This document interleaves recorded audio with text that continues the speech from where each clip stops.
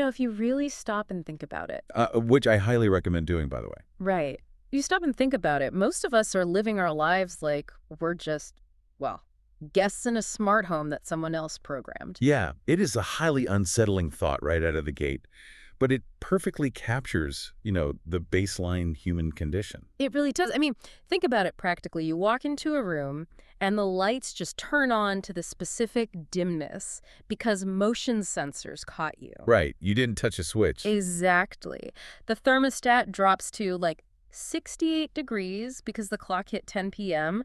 A playlist starts shuffling through speakers hidden in the ceiling. And you just accept it. Yeah, you didn't choose the songs. You just coast on these pre-installed automated routines because on the surface, they make life frictionless. Well, the system is bearing the cognitive load for you. You don't have to decide to turn the lights off. The code just does it. Right, which is great for your electricity bill. But what happens when that exact same automated architecture is running your psychology? Oh, that's where it gets dangerous. Yeah, like what happens when the playlist keeps shuffling to deeply sad, nostalgic songs when you actually need energy and focus? Or the emotional thermostat is freezing you out of a relationship because a sensor detected a microscopic hint of criticism. Exactly. That is exactly what it feels like when we operate merely as users of our own minds.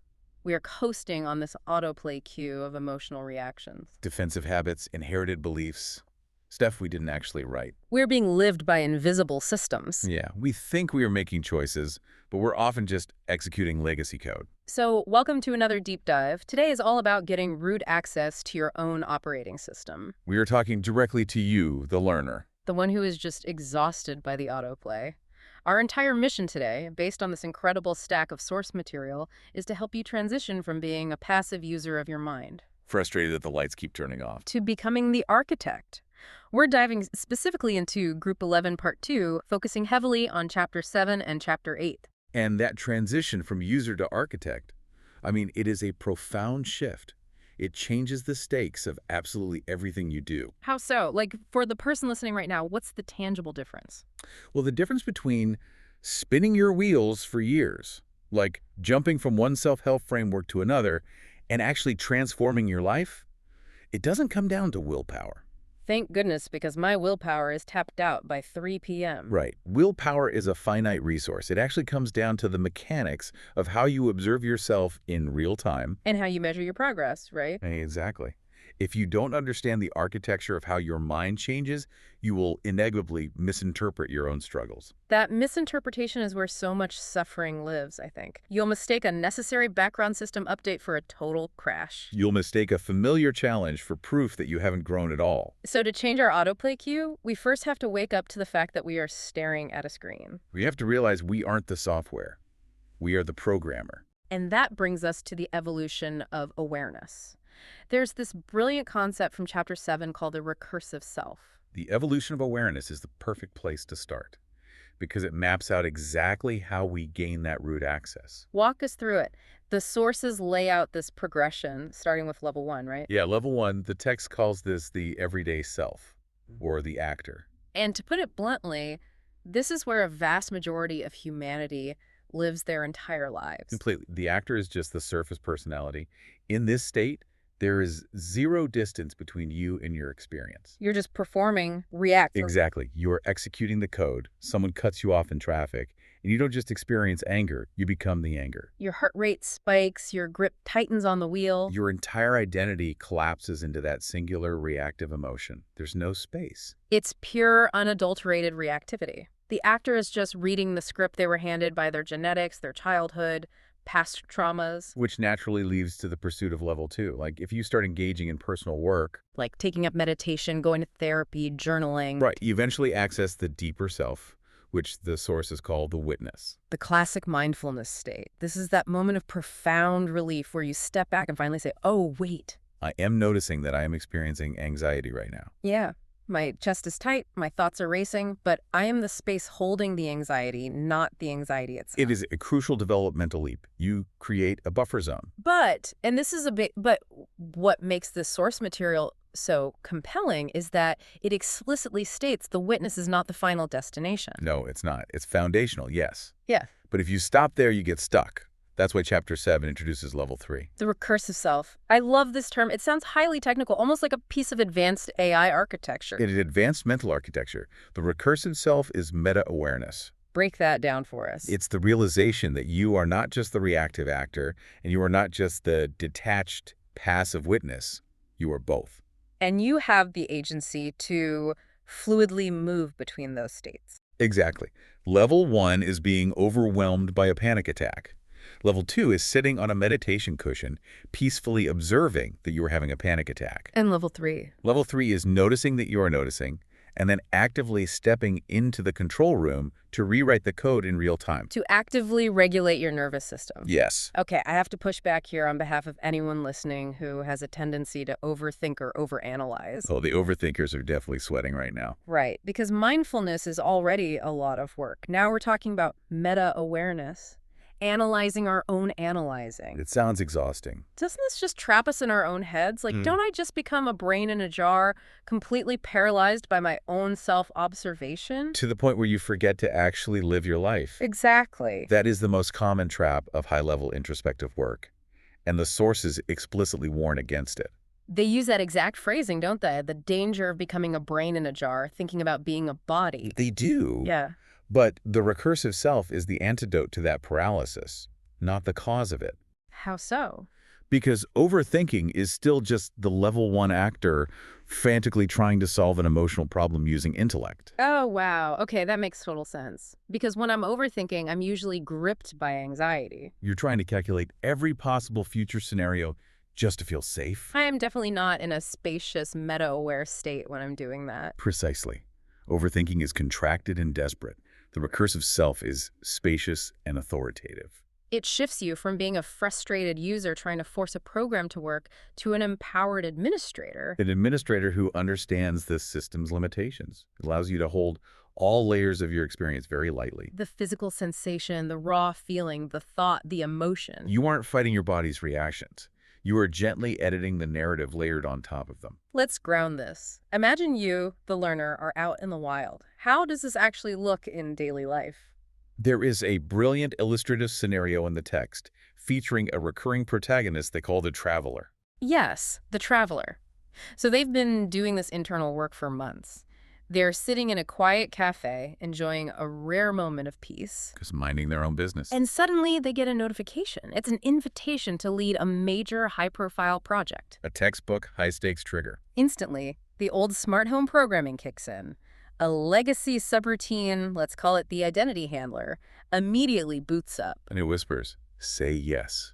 Prove you are worthy. If you say no, they will realize you're a fraud. Don't disappoint them. And the actor, gripped by this invisible script, starts to form the word yes. The thumbs are literally hovering over the keyboard to type, absolutely, I'll do it. We have all lived that exact moment. Yeah.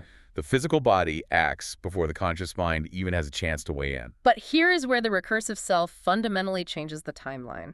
The traveler catches the impulse mid-keystroke. They notice the sudden shallow breathing.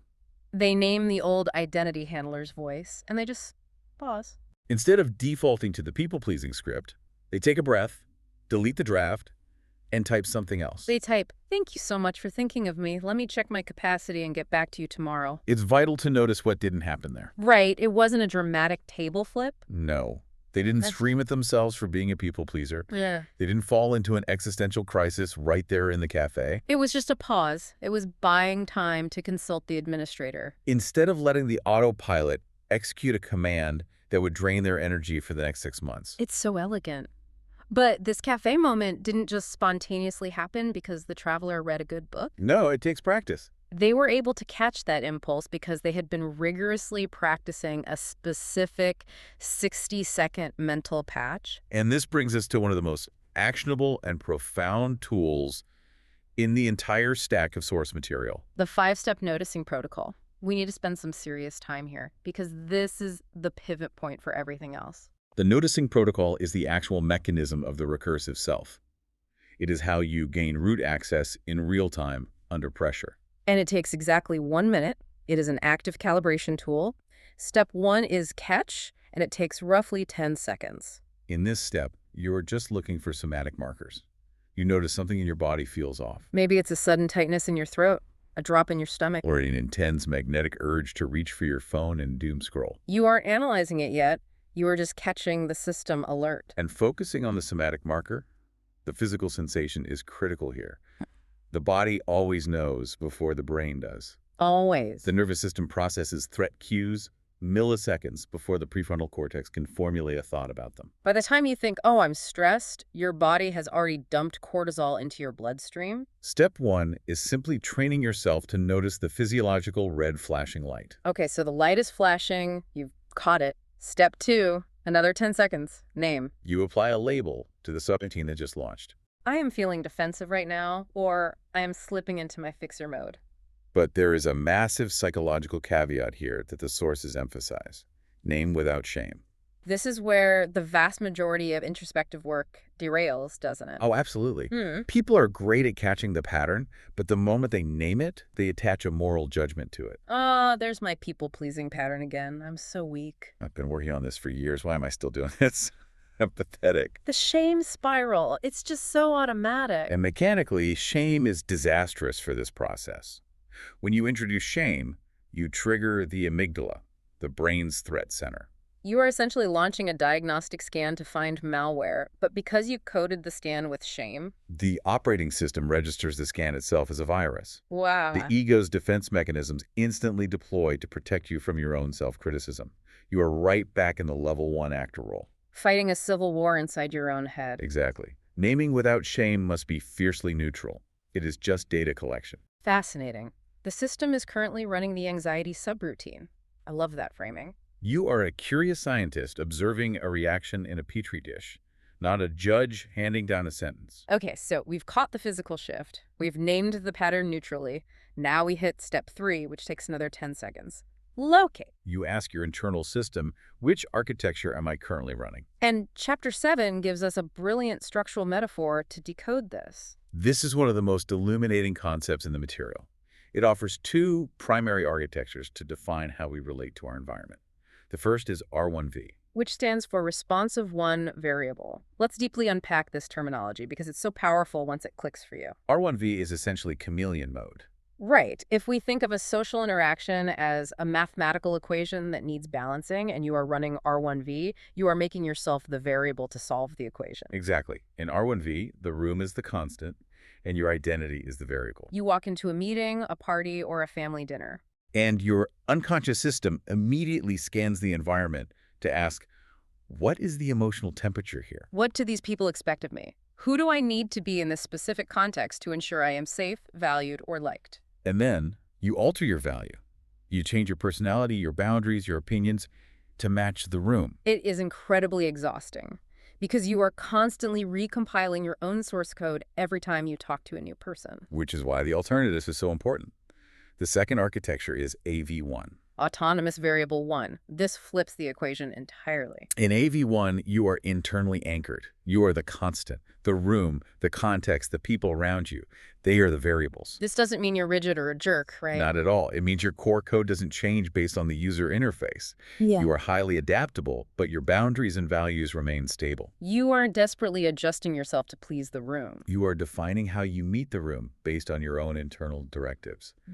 You observe the variable shifting, but you do not lose your shape. So in step 3, locate, you are taking 10 seconds to look at your behavior and ask, hold on, am I running R1V right now?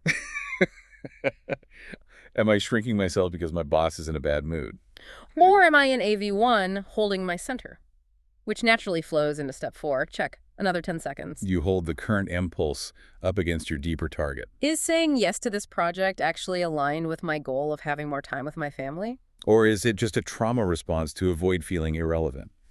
You're checking the local action against the global strategy. Exactly. And finally, the climax of the protocol, step 5, adjust. You have 20 seconds to make one micro adjustment. Not a life overhaul, just a tiny physical or verbal pivot. The scale of the adjustment is what makes it sustainable. You don't have to quit your job or end a relationship in that 20 seconds. You just have to override the immediate autoplay. It reminds me of how the text talks about dealing with our own internal resistance. There's this fantastic metaphor of the wise parent. Oh, that's a perfect analogy for the adjust phase. Think about a young child who fakes a stomachache on a Tuesday morning to get out of going to school because they are terrified of a math test. A reactive level 1 parent screams at them, calls them a liar, and forcefully drags them to the car, Which, of course, just traumatizes the child. and ensures they will build more sophisticated, secretive defenses next time the system locks down. Right. But a wise parent and administrator sits on the edge of the bed, rubs the kid's back, and gently asks, "Hey, are you really sick? Or are you just feeling really overwhelmed about that math test today?" We have to treat our own defense mechanisms, our own legacy subroutines, with that exact same compassionate firmness. Because your defenses are not your enemy. They're archaic protection protocols. The identity handler in the cafe was just trying to protect the traveler from the deep, primal pain of feeling unworthy. When you use the five-step protocol, when you catch, name, locate, check, and adjust, you are essentially putting an arm around your own nervous system. And saying, thank you for trying to keep me safe, you did your job well in the past, but I have an updated, more efficient way to handle this threat now. I want you, the learner, to really visualize applying this today. If you run this 60-second protocol just 2 or 3 times a day, it acts as a preventative maintenance routine. It completely eliminates the need for massive life blowups. We all know those people. Or, hey, we've been those people who wake up 5 years into a career or a marriage and think, how the hell did I get here? I have to burn it all down to the studs and start over. Yes, the catastrophic midlife crisis model of transformation. It's wildly inefficient and incredibly destructive. Because it's the result of 5 years of unexamined drift. But if you are micro-adjusting in real time, if you are shifting your trajectory by 1 degree every day using a 60-second patch, you never drift far enough off course to warrant a crisis. But this brings us to a harsh physical reality that the sources confront head-on. The battery issue. Yes. Running this protocol, maintaining the recursive self, and overriding legacy command requires immense cognitive bandwidth. It requires a baseline level of metabolic and mental energy. If your internal battery is completely dead, the 5-step protocol is useless. You cannot download a system update on a phone with 1% battery. Oh, absolutely. The phone just shuts down. Which perfectly transitions our inquiry. How do we ensure our battery has enough charge to run the administrator privileges? What are the actual, tangible metrics we need to track to keep this architecture online? The material provides a brilliant constraint here, because in the modern self-improvement era, people track entirely too much data. Which causes analysis paralysis. Or they track nothing, which causes total blindness. We've all been victims of the data tracking trap. You download a comprehensive habit app and you try to log your sleep cycles, your hydration in ounces, your daily mood on a scale of 1 to 10. Your step count, your macros, your meditation minutes. And by Thursday, the mere act of logging your life is causing you more anxiety than the habits were supposed to cure. It's an administrative nightmare. The solution provided by the source material is radically, intentionally simple. You are instructed to track just 3 core metrics daily. Energy, stress, and connection. That is the entire dashboard. Energy, stress, and connection. Let's really look at how these 3 dials govern our operating system. You rate these 3 metrics on a simple scale, and based on the composite score, you fall into one of 3 operational zones: green, yellow, or red. Let's start with the green zone. This is your optimal baseline. Your energy is high, your stress is manageable or productive, and your connection, both to yourself and others, is rich and present. When your dashboard indicates you are in the green zone, your system directive is to optimize. This is the season to take on new projects, push your boundaries, learn complex new skills, and run that 60-second noticing protocol effortlessly. Your CPU has plenty of available memory. Exactly. That makes perfect sense. But life fluctuates. So then we drop into the yellow zone. Energy is dipping. Maybe you didn't sleep well. Stress is creeping up because a deadline is looming. In the yellow zone, your directive shifts from optimize to maintain. You do not add new stressors to the system. You don't start a new intense diet or volunteer for an extra committee at work. You just hold the line. You execute your basic routines and conserve power. But the profound insight from this framework, the trap that almost every high achiever falls into, happens in the final state. The dreaded red zone. Yes.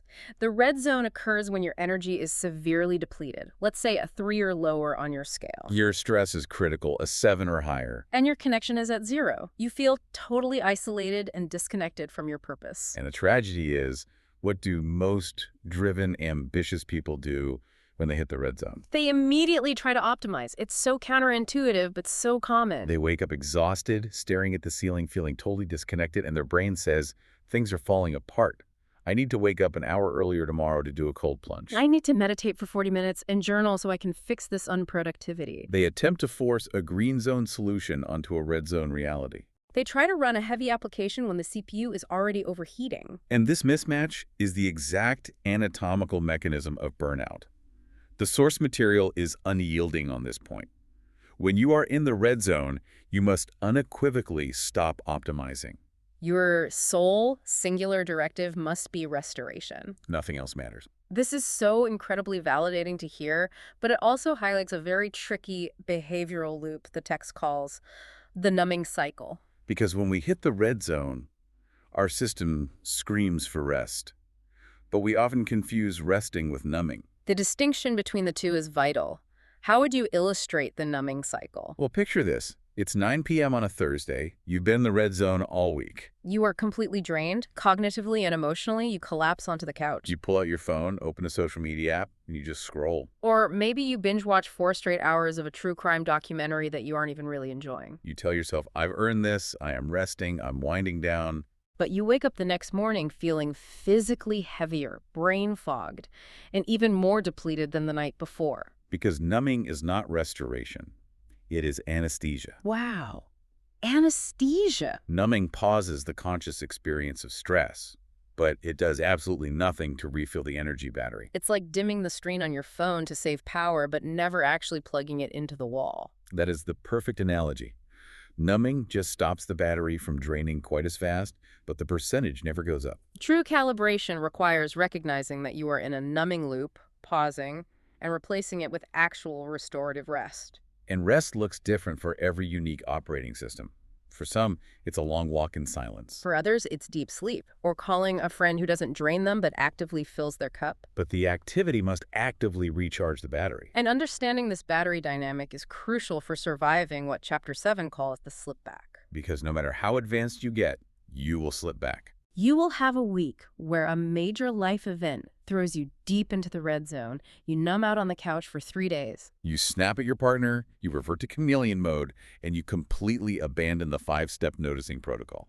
The slip back is arguably the most demoralizing, devastating part of any growth journey. It feels like waking up at the bottom of a mountain you just spent a year climbing. The immediate emotional reaction to a slip back is profound shame. The internal narrative screams, I'm a fraud, I've lost all my progress, I am right back at square one. But the sources offer a cognitive reframe, a slip-back recovery protocol that completely changes the architecture of failure. It offers a mantra. Drift is not regression, it is data. Drift is not regression, it is data. I want to pause and just let that sink in for you listening. That is a life-altering operating principle. It shifts you from a moral failure framework to a systems analysis framework. When you drift back into an old toxic pattern, it is not a sign that your past work was erased or invalid. It is simply a system log. Data telling you that your CPU was overloaded, or you encountered an unrecognized trigger, or you failed to honor the red zone. It's a system log, not a system failure. But let's be honest, a slip back feels like a complete failure because of how we fundamentally view time and progress. If I make the same mistake I made a year ago, it feels like I've walked backward. Which brings us to a concept in Chapter 8 that completely shatters the way we look at our own timelines. Shifting us into the paradigm-altering ideas of the spiral of becoming. This is where we redefine the geometry of progress entirely. The material introduces this concept by showing the traveler looking back at a journal entry they wrote 6 months prior. As they read it, they have this sinking, hollow realization. They are currently agonizing over the exact same fear of visibility, the exact same hesitation to share their work that they were agonizing over half a year ago. And then their immediate level 1 reaction is despair. They think, I spent 6 months meditating, doing the noticing protocol, tracking my energy, and I am literally right back where I started. I am broken. But the architecture of the spiral reveals that they are not back where they started. They are suffering because they are evaluating their life using the core myth of Western culture. The linear timeline. We are deeply conditioned to organize reality along a straight two-dimensional line, birth to death, point A to point B. Junior position to senior position, unenlightened to enlightened. Right. And in a strictly linear model, if you encounter the exact same problem twice, It geographically means you must walk backwards. It implies you lost ground. It's the whack-a-mole theory of personal development. The whack-a-mole theory. Yeah, you hit a psychological problem with a hammer, and it's supposed to stay down forever. If the mole pops back up, it means you didn't hit it hard enough, and you're a failure. But human psychology, neuroscience, and transformation do not operate on a two-dimensional line. They operate in 3 dimensions. They operate as a spiral. The spiral of becoming. I want you to picture a massive, towering spiral staircase. You are climbing up, continuously circling around a central vertical axis. Now, if you look at your progress from a bird's eye view, looking straight down from the ceiling, it looks incredibly depressing. It looks like you are just walking in a flat circle, coming back to the exact same X and Y coordinates over and over again. But that is a flattened perspective. If you shift your view to the side, if you look at the staircase in 3 dimensions, you see the critical third variable. The z-axis. Altitude. You may be crossing the exact same XY coordinates, facing the exact same central issue, but you are 1 full revolution higher. Let's map this onto a lived experience. Let's trace a specific pattern up the spiral. Let's say your core issue is a deep-seated fear of abandonment that makes you incredibly anxious in relationships. Okay, loop 1 of the spiral. You encounter a trigger, your partner seems distant, you are completely hijacked. You spiral into a panic, you send 20 text messages, you start an argument.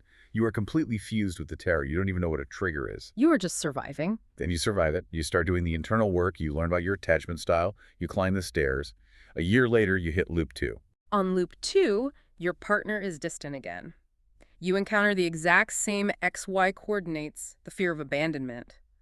But this time, altitude changes things. You recognize the territory. You say, oh, my chest is incredibly tight. I've been here before. This is my abandonment wound. The fear is still intense and it still hurts, but you are no longer blind to the mechanism. You have some witness awareness. You keep climbing. You do the protocols. You hit loop 3. Loop 3. The trigger happens. But now it arrives with a strange familiarity. You know the terrain. You know exactly what tools are required. The internal work is subtler, quieter. You don't blow up your relationship for a week. You catch the impulse, run the 5-step protocol, and self-soothe within an afternoon. And eventually you climb to loop 4 and beyond. By loop 4, the pattern is almost an old acquaintance. You don't hate it anymore. You know that when this specific fear rears its head, it isn't a sign of failure. It's a reliable signal that you're about to step into a new depth of intimacy, and your system is just doing a final security check. If you, the listener, can genuinely internalize this geometry, the next time you feel that familiar spike of anxiety or you catch yourself reaching for that old coping mechanism, you won't panic. You won't conclude that your past therapy or self-work was a waste of time. You will simply recognize that you have arrived at the next loop of the spiral. You are no longer fighting the pattern. You are learning to dance with it at a higher altitude. Exactly. But if progress is a spiral staircase, we have to acknowledge that the climb isn't always uniform. It has distinct curves, different angles of ascent. You aren't always sprinting upwards. Sometimes the staircase flattens out into a long landing. And this brings us to a crucial, paradigm-shifting distinction: the difference between growth and integration. This might be the most necessary reframe for anyone living in our modern, hyper-productive hustle culture society. The sources frame these as the seasons of transformation. And it starts with another incredibly relatable scenario. Imagine you are 14 months into this deep internal work. You are staring into your bathroom mirror on a Tuesday morning, and you feel nothing. You feel completely stuck. There are no massive breakthroughs, no tearful epiphanies. No dramatic shifts in your identity, just a flat line. You're doing your routines, your baseline is steady, but the thrill of discovery is gone. And that old optimization-obsessed inner critic starts whispering, you've plateaued, you've lost your edge, you're stagnating, everyone else is leveling up, and you are just standing still. But the profound neurological and psychological truth revealed here is that this phase is not stagnation.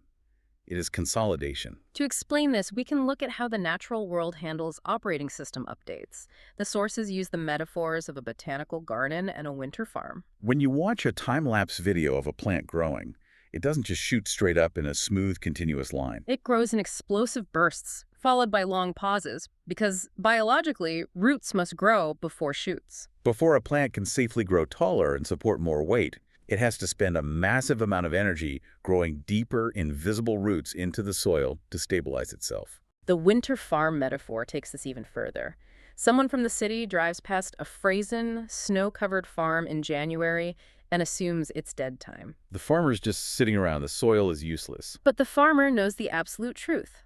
Without winter, there is no spring. The soil is doing invisible, vital work. It is regenerating its nutrient profile. The ecosystem is resting, metabolizing the decay of autumn, and preparing the structural integrity required to support the explosive growth of the coming year.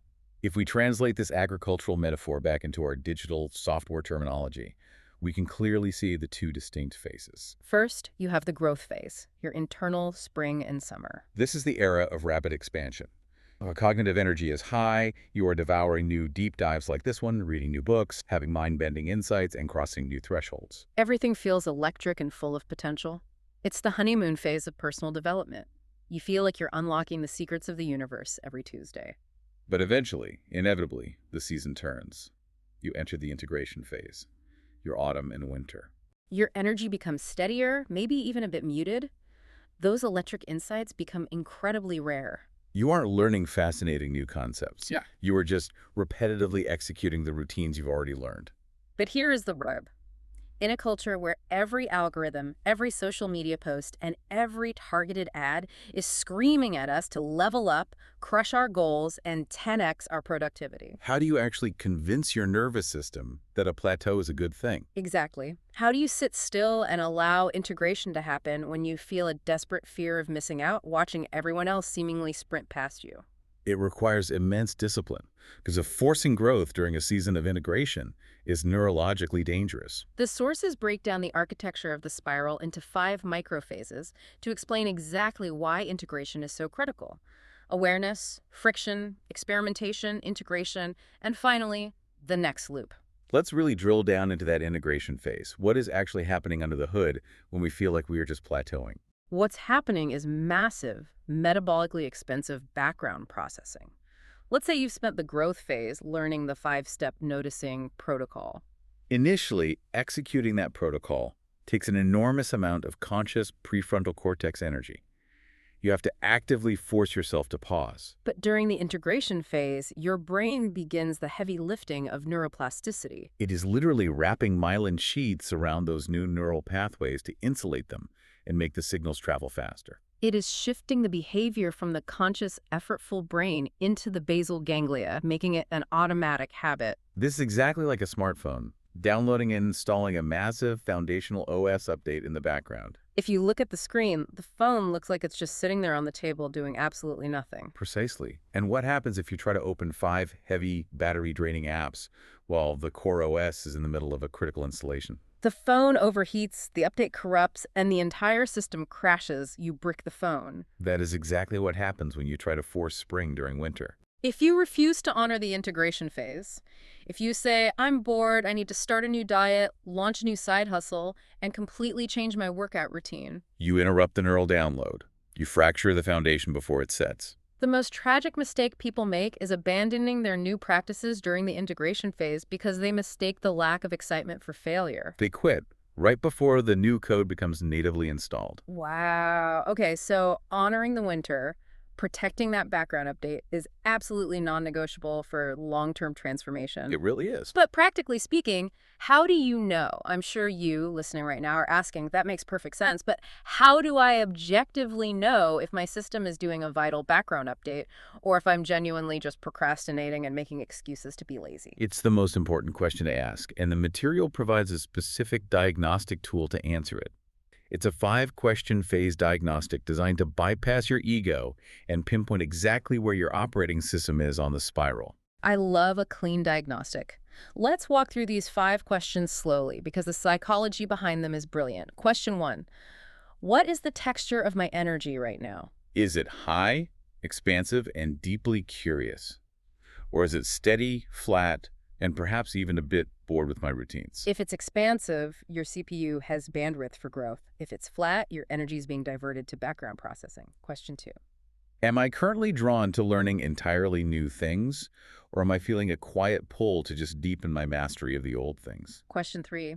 Are my aha moments and sudden insights happening frequently, or have they become quite rare? A lack of insights doesn't mean you're dull. It means you are digesting the meals you've already eaten. Exactly. Question 4. In my daily life, am I actively encountering new, scary thresholds and novel challenges, or am I mostly walking through familiar rooms dealing with known quantities? And finally, question 5. Which might be the most telling somatic marker of all? When I think about adding a brand new goal or commitment to my plate right now, does my body respond with a spark of excitement or a heavy wave of exhaustion? How your nervous system automatically answers those 5 questions dictates your entire operational strategy. If the diagnostic points toward the growth phase, high energy, frequent insights, excitement about the novel, then you have a green light.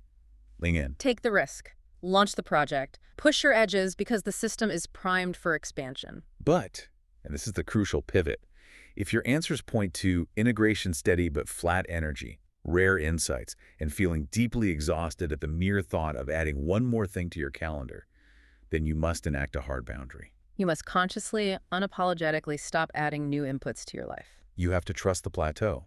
Your job in that season is not to conquer new territory, it is to fortify the castle you've already built. You deepen the practices you have, you prioritize sleep, you allow the system to metabolize the code. There is such a profound, almost physical relief in this framework.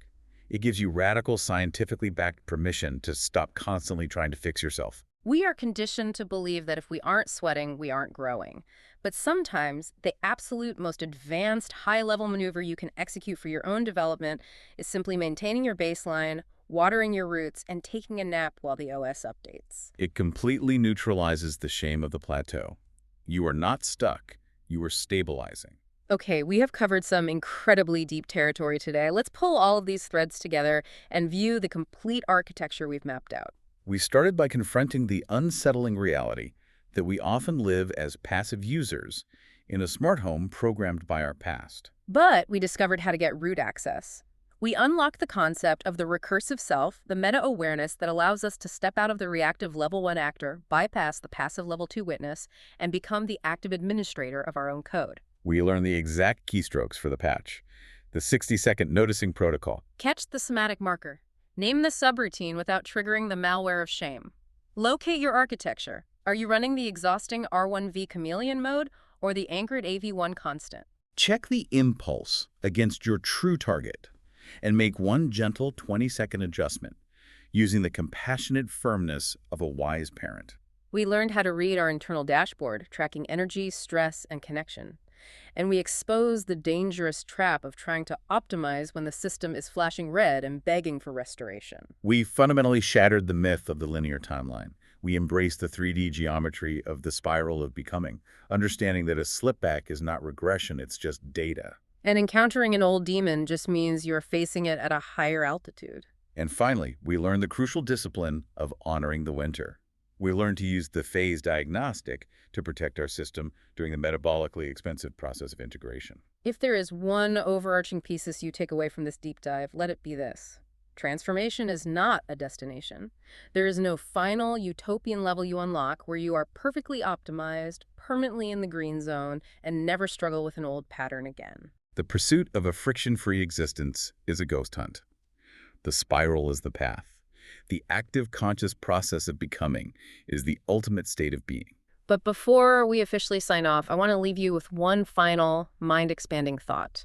This is something hinted at in the later sections of our source material, and it takes everything we've discussed today and turns it outward. The fractal implications of the work. Yes, because up until now, we've been talking about your mind as if it's a closed, isolated server. But consider this. You are not a closed system. You are a node in an incredibly complex, interconnected network. Every shift in your local code affects the global environment. Exactly. Every time you successfully run that 60-second noticing protocol, every time you consciously choose to operate in AV1 instead of chameleon mode, every time you refuse to pass your anxiety on to your partner because you caught the impulse, that micro-adjustment ripples outward. It literally alters the emotional ecosystem of your relationships, your workplace, and your family tree. You aren't just integrating this new code for your own peace of mind. By becoming more grounded, more autonomous, and more recursively aware, you are actively changing the cosmic composition of the network you belong to. When you update your own software, you force the environment to interact with a healthier, more stable API.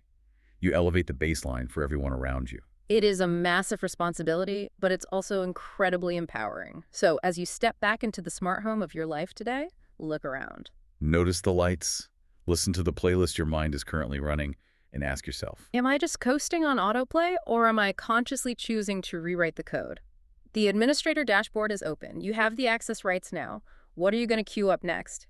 Keep questioning the default settings, keep learning, and we'll catch you on the next deep dive.